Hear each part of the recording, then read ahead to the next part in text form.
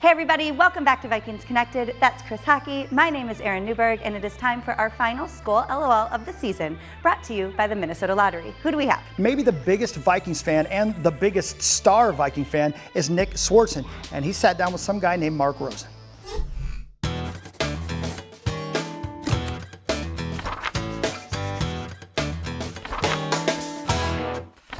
I mean, I think I'm the #1 Vikings fan because I'm from Minnesota. Josh Duhamel, first of all, hard to look at. He's one of the ugliest people I've ever seen. Whenever we go out, people come up to me and they're really excited, and then they look at him and they vomit. He's also from North Dakota. That's not, I immediately, even if I weren't as crazy about the Vikings, I'm from here. If you're from North Dakota, right. I mean, you're lucky you even have cars there. I mean, good Lord. So I think I take that. But Josh is one of my close friends, and he is a big Vikings fan, so I do love him for that. So you love repping Minnesota and the Vikings when you go out. Yeah. I mean, you're decked out tonight. And yeah, I mean, somebody has to. I want to get it out there. Minnesota, Vikings. I mean, Minnesota in general, because I travel all over the place. I've lived in New York, California. And, you know, people are like, Minnesota, like, what is that a place? Like, people don't even know about it. So it's like, it always annoyed me. So I would kind of, but you I have tattoos in Minnesota. I've got Prince sweatshirt on, right? Yeah. I mean, come on. Lizzo. Rosen, same. Yeah. Rosen. Lizzo and Rosen tour coming up. That's going to be amazing. But I'm spoiled by living in California, 'cause even if it gets like 50 degrees, I'm like, oh, it's kind of cold. And people are like, what? Are you from Minnesota? I'm like, yeah, I wasn't born in a snowbank, just butt naked. It's still cold. I'm a human. Your stardom continued to rise. Rise rapidly. Well, I would say rapidly. Scary. But at the same time, how did you finally kind of connect on a personal level with some of these guys that just more recently than before? I mean, social media, I kind of became friends with, a lot of players and stuff.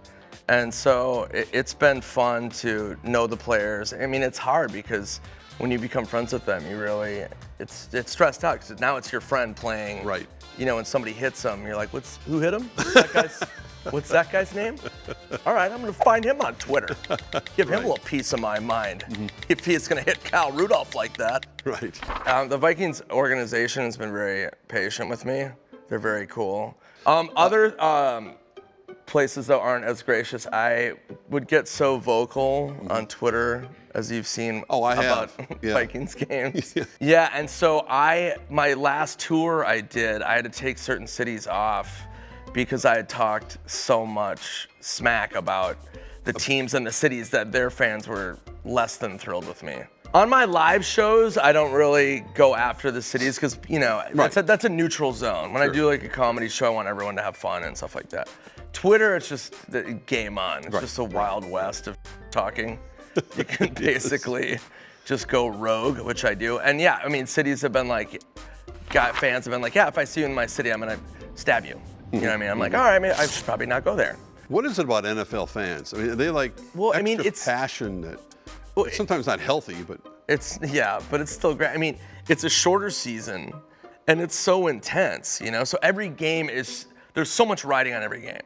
Where baseball, it's like 400 games, and you have no idea what's going on at a certain point. You live and die every Sunday. Yeah, I mean, if you were that psycho about every baseball game, you would be in a padded room and wearing a diaper. Packer fans.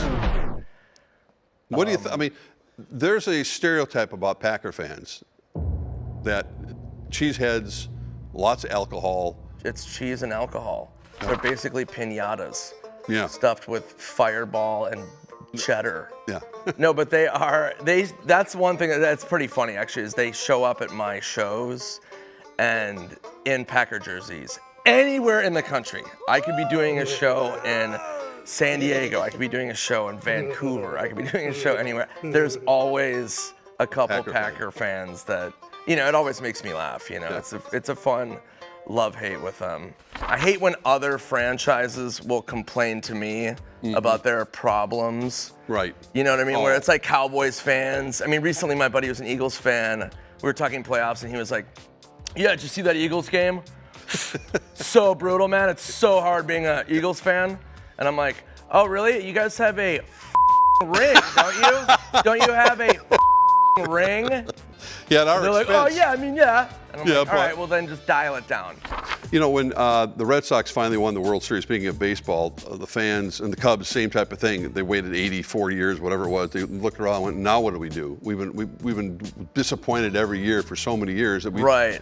Do you think you'd feel that way? Do you think if the Vikings won the Super Bowl, you'd be like, now what do we do? I've been waiting 50 years for this, your entire life. Or would you be so bleeping happy? I can't swear like you can on here. I could, but I don't.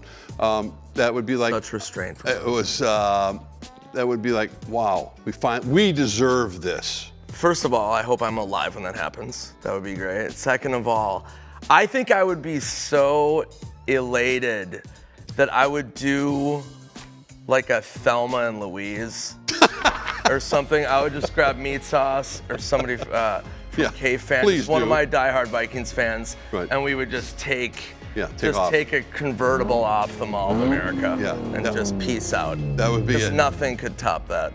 It would be so exciting. Yeah.